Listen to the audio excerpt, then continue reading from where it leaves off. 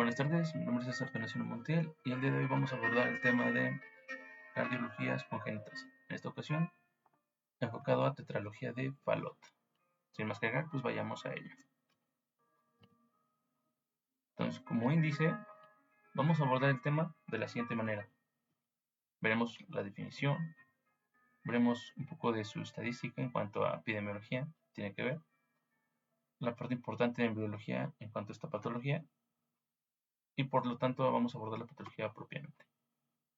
Entonces, iniciando con la definición, el CENETEC que proveía las guías de práctica clínica lo mencionaba de esta manera, como la desviación anterocefálica del septum de salida, ¿sí? Caracterizada por el cabalgamiento aórtico, esta es una parte, defecto septal interventricular que permite o que provoca la obstrucción del tracto de salida del ventrículo derecho, el cual puede ser infundibular, valvular o supravalvular, ¿vale? Entonces obstrucción, entonces aquí tenemos la parte de una estenosis, por lo tanto, de la válvula aórtica, perdón, la válvula pulmonar. Y la combinación de una hipertrofia del ventrículo derecho. ¿Listo? Entonces, en cuanto a cardiopatías congénitas frecuentes en México, vamos a ver que la tetralogía de Fallot, ¿sale?, se encuentra en el lugar número 3. Las más comunes, o la más común, es la comunicación interauricular, la persistencia del conducto arterioso, así como también incluso la comunicación interventricular, pero de hecho esa se encuentra también dentro de la tetralogía de Fallot, por lo cual la abordaremos dentro de esta. Entonces, lo vemos aquí como lo que encontramos como el segundo lugar de frecuencia de enterocardiopatías congénitas cianógenas en etapa neonatal. ¿Listo? Entonces, aquí es que tercera, pero aquí en el segundo lugar en cuanto a cardiopatías cianógenas congénitas. ¿Quién lo describió por primera vez? Este personaje que vemos aquí, que se llama Etienne Louis Fallot, que lo escribió en 1888 y que, bueno, él fue el que puso la parte de los cuatro pilares importantes que definen esta patología. Entonces, antes de abordar la patología propiamente, vamos a recordar un poco de la embriología del corazón, y es que tiene que ver con la parte del sistema cardiovascular que aparece, dijimos, o lo mencionan las bibliografías, en la tercera semana debido a la insuficiencia de los tejidos para hacer una adecuada oxigenación únicamente por contigüidad. Es decir, ahora necesitamos el tejido que lleve esa sangre a todos los tejidos. Y va a aparecer precisamente, vamos a encontrar dos partes importantes que tienen que ver en cuanto al campo cardiogénico primario, que de hecho esta parte del campo cardiogénico primario lo vemos como migra hacia la parte más cefálica, y esto es lo que va a formar ventrículos, aurículas, que es la parte más importante de cámaras del corazón. Entonces, aquí ponemos un pequeño video que resume bastante bien la parte de la formación de lo que dije, esta parte, que tiene que ver con el campo cardiogénico primario y por lo tanto el secundario también.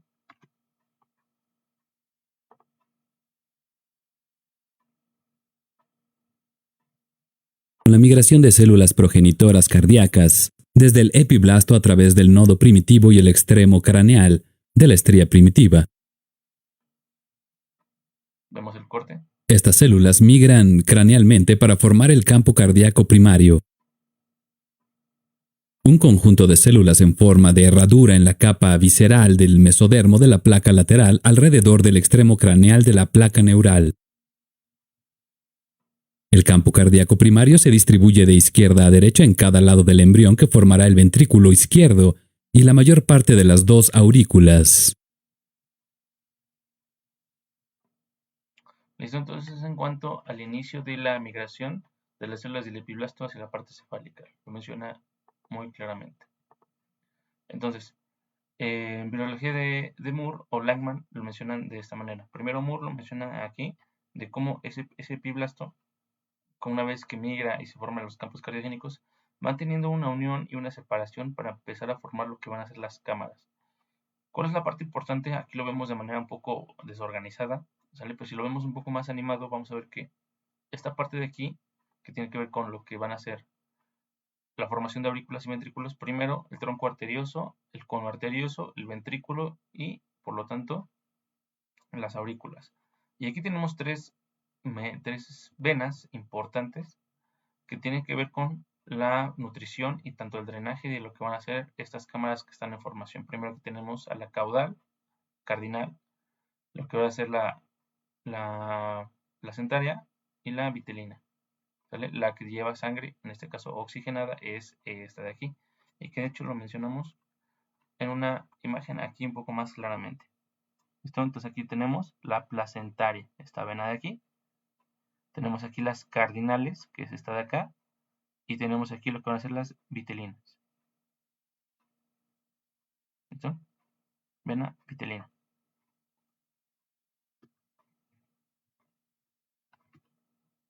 Entonces, no olvidar esta parte importante, si bien les recalco, es importante también leer la bibliografía para entenderlo de esta manera y ver las estructuras que van a formándose, no solamente las cámaras, sino también cosas alrededor de esto. Pero bueno, pongamos énfasis en esta imagen. Dijimos estas venas que tienen que ver con el drenaje y la nutrición de lo que va a ser el corazón primitivo. Ahora, ¿cómo se van formando estas cámaras? No perdamos de vista esto, es muy importante. Dijimos tronco arterioso, cono arterioso, ventrículos y aurículas. Vamos a ver que en la imagen siguiente cómo el cono arterioso va a tener una depresión hacia inferior, hacia el lado, llamémoslo izquierdo, y el ventrículo va a tener una ascendencia hacia posterior. Vamos a verlo en la siguiente imagen cómo se ve. Entonces, vemos aquí que este es el tronco, el cono arterioso, el ventrículo y las aurículas que están de este lado de acá. Si lo vemos así de esta manera, es un poco más, aquí, perdón por la ortografía, aquí es ventrículo, no ventrículo, lo siento. Entonces vamos a ver que si empieza a tener mayor depresión, esto recordamos sigue siendo ventrículos y esto sigue siendo cono arterioso, y esto es tronco arterioso. Vamos a ver que ya empieza a haber una división, ¿listo? Vamos a ver cómo se van formando cada vez más los ventrículos. Van cayendo cada vez más. Y aquí lo vemos incluso ya con la formación de lo que van a ser las orejuelas. Las orejuelas derechas, la orejuela izquierda, el ventrículo derecho, que tenía su parte importante en lo que era la parte del cono arterioso, que su depresión se continúa y empieza a formar lo que va a ser el ventrículo, evidentemente. Entonces, si lo vemos un corte, digámoslo parasagital, vamos a ver que estas dos cámaras están de esta manera, ¿sale? Entonces, si tenemos este corte, vamos a ver que si bien en las imágenes anteriores se estaban formando, pero todavía las cámaras no se están cerrando, ¿listo? Entonces, ¿cómo se empiezan a cerrar? Va a haber un crecimiento, digamos, de los cojines endocardíacos, estas partes de aquí importantes que se empiezan a cerrar.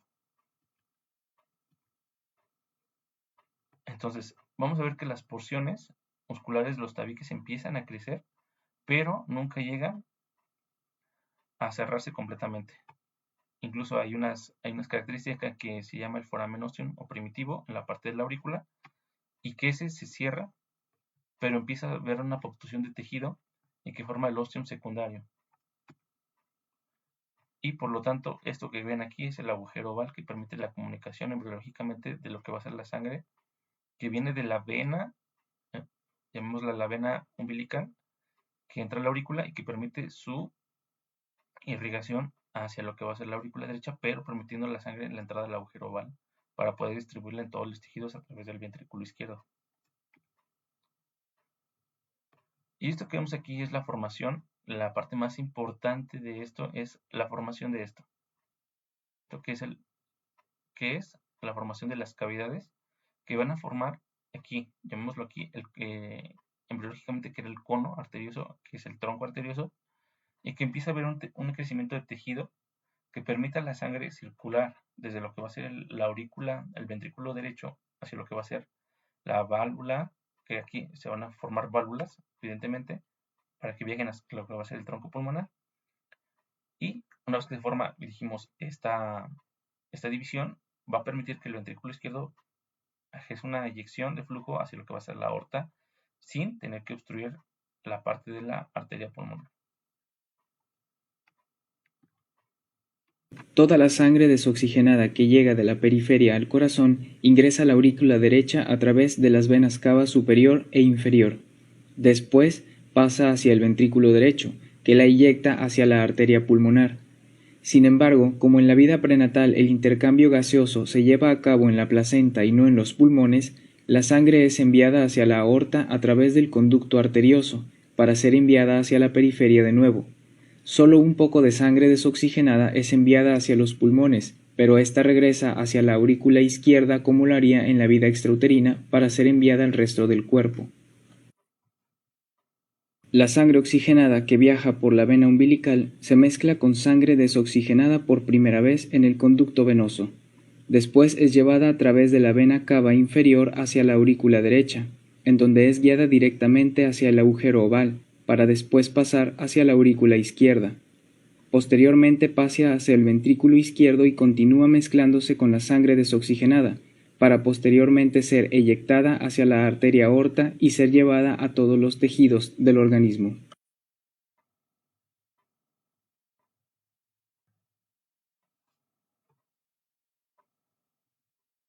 Eso en cuanto a vida Después del prenatal. nacimiento y conforme los pulmones llevan a cabo el intercambio gaseoso, los vasos pulmonares aumentan de calibre, mientras que el conducto arterioso se oblitera.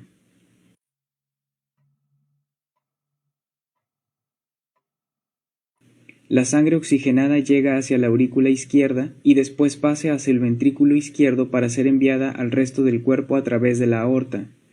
La presión C que se genera en la aurícula izquierda aunada a la baja presión de la aurícula derecha empuja al septum primum contra el septum secundum, cerrando así el agujero oval y cortando la comunicación interauricular.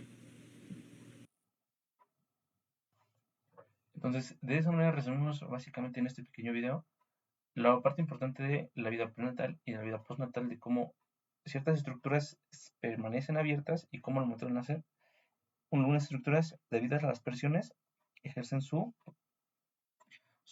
obliteran, llamémoslo así, completamente. Ahora, hablemos ahora sí de la tetralogía de Fallot, en cuanto a la patología. Vamos a ver que algunas bibliografías lo mencionan como una desviación antero e izquierda del septum infundibular. Entonces vamos a ver que este septum es precisamente el que está desplazado y que va a causar precisamente todo lo demás.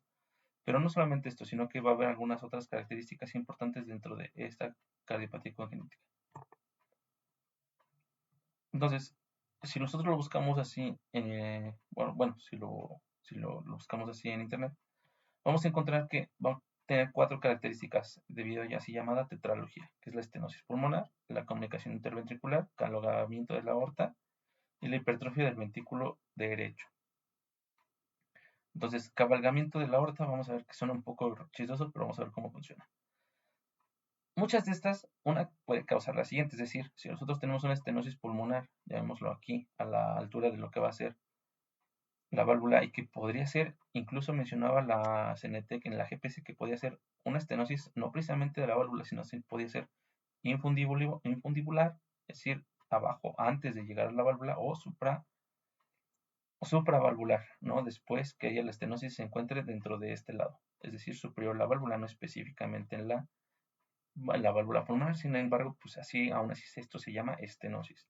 Y que si el aumento de la presión ejerce el aumento de la turbulencia que es aquí, pues esto va a provocar que el ventrículo derecho pues crezca, ¿no? Evidentemente, si esto le cuesta trabajo caminar hacia donde debe ir, va a provocar que el tejido muscular empiece a hipertrofiarse. Y la comunicación interventricular, este sí es propio de que el septum, como lo habíamos mencionado, esto no cerró adecuadamente. Y a eso aunémosle además el cabalgamiento de la aorta, es decir, que en el septum la aorta no esté cerrada completamente, sino que esté, digámoslo así, como que una C, llamémoslo así a la aorta, y que esa C provoque que la sangre desoxigenada mezclada con la sangre oxigenada vaya hacia lo que va a ser la aorta, y precisamente como tenemos sangre desoxigenada y la fuerza más potente la tenemos en el ventrículo derecho debido a su hipertrofia, va a causar lo que va a ser una cianosis, pero no va a ser inmediatamente, esto hay que tenerlo presente que va a ser a unos 3 meses aproximadamente, mencionan las bibliografías, 3 meses después del nacimiento que empiezan a aparecer estos síntomas. Entonces, ¿qué síntomas son los característicos? Mencionábamos la piel azulada grisácea y entendiendo la parte de las condiciones que provocan esto. la falta de aire, es decir, la disnea, la dificultad para subir de peso, que el bebé empiece o que no empiece a incrementar su tejido, llamémoslo así, eh, íntegro completamente, a que se canse fácilmente, a que sea irritable o a que llore durante periodos prolongados. ¿Qué factores de riesgo? Recordemos que esto es congénito. Esto es una cardiopatía congénita, sin embargo hay algunos factores de riesgo que sí pueden afectar directamente a que esto se cumpla. Entonces, tener antecedentes familiares ya de que hayan tenido esta condición, tener un virus durante el embarazo, esto ya sea VPH o virus del herpes, el consumo de alcohol o tabaco durante el embarazo, pues también pueden tener que ver una parte importante en esta condición congénita. Que la madre sea mayor de 35 años y bueno, algunos síndromes, como en el síndrome de Down, el síndrome de George, en el bebé también pueden provocar que tengan esta condición congénita. Entonces, ¿qué manifestaciones clínicas al momento del nacimiento? Vamos a ver que si nosotros estamos hablando de un problema valvular, específicamente en lo que va a ser semilunar y en este caso pulmonar, es decir, la sangre que debe ser, que en este caso si estamos en sístole, dijimos, o lo mencionamos así, si estamos en sístole hay dos cosas importantes que tenemos que tener en cuenta. Uno es que la sístole inicia por el cierre de las válvulas auriculoventriculares. Ustedes dirán que tiene que ver la pulmonar aquí, ¿no? Pues tiene mucho que ver, porque si la válvula pulmonar, al momento que aumenta la presión en lo que va a ser el ventrículo, y este ventrículo no puede enviarlo adecuadamente, es decir, que haya turbulencia a la hora de la salida a lo que va a ser en este caso el tronco pulmonar, pues va a provocar un ruido mesosistólico. ¿En dónde? En la válvula pulmonar. O vamos a poder tener un ruido holosistólico debido a la comunicación interventricular. Eso, pero lo más causal, lo que mejor podemos escuchar es esto, precisamente, estenosis pulmonar. Y lo que les decía, la cianosis va a ser progresiva, no va a ser inmediatamente al nacimiento, sino que vamos a encontrarla de 3 a 4 meses después del nacimiento y que empieza a mostrarse estos síntomas. ¿Cómo lo podemos ver a la hora de hacer un ecocardiograma? Pues bueno, lo vemos aquí de esta manera. Si nosotros insonamos, por así decirlo, con un transductor, en este caso un convexo, vamos a ver que tenemos aquí lo que va a ser el ventrículo izquierdo, la aurícula izquierda, la aorta, el ventrículo, la persistencia de la comunicación interventricular y el ventrículo derecho. Entonces vamos a ver que aquí tenemos una comunicación. Pero vamos a verlo más animado más adelante. Si nosotros también hiciéramos insonáramos costalmente oblicuo anterior o derecho, vamos a encontrar aquí también algunas características importantes de cómo se puede ver esta perspectiva, pero les digo, vamos a verlo en la imagen cómo se ve adecuadamente. Entonces, vamos a ver aquí cómo tenemos ya incluso marcadas. Aquí tenemos la comunicación interventricular. Estos son los ventrículos derecho, izquierdo, la aorta. ¿Listo? Y vamos a ver cómo se ve específicamente aquí, que debido a esta condición, la sangre viaja de lo que es del ventrículo derecho al ventrículo izquierdo por la comunicación interventricular, pero debido también al cabalgamiento de la aorta de esta sangre, pues se combina con ambas. ¿Listo? Aquí se puede ver.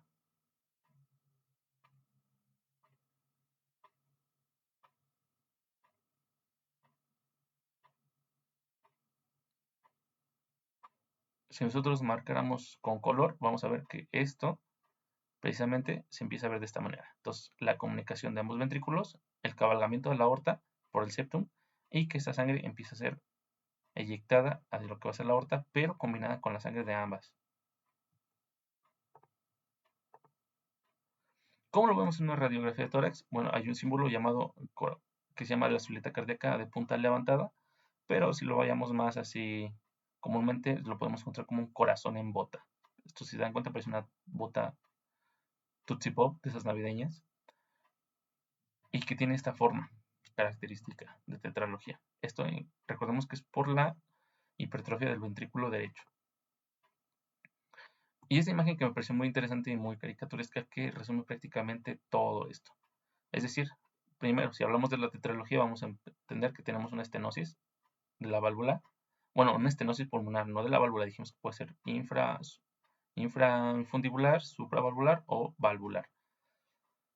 El cabalgamiento de la aorta, ¿listo? La hipertrofia, vemos aquí el taconcito que es del ventrículo derecho, y la comunicación interventricular. Y si nosotros recordamos la parte anterior, la diapositiva anterior, vemos que la forma en bota tiene que ver precisamente con la radiografía. Y bueno, eso sería todo en cuanto a tetralogía de Fallot. Si bien ustedes quieren consultar más, lo pueden encontrar en estas referencias que tengo aquí. Y sin más que agregar, pues muchas gracias por su atención.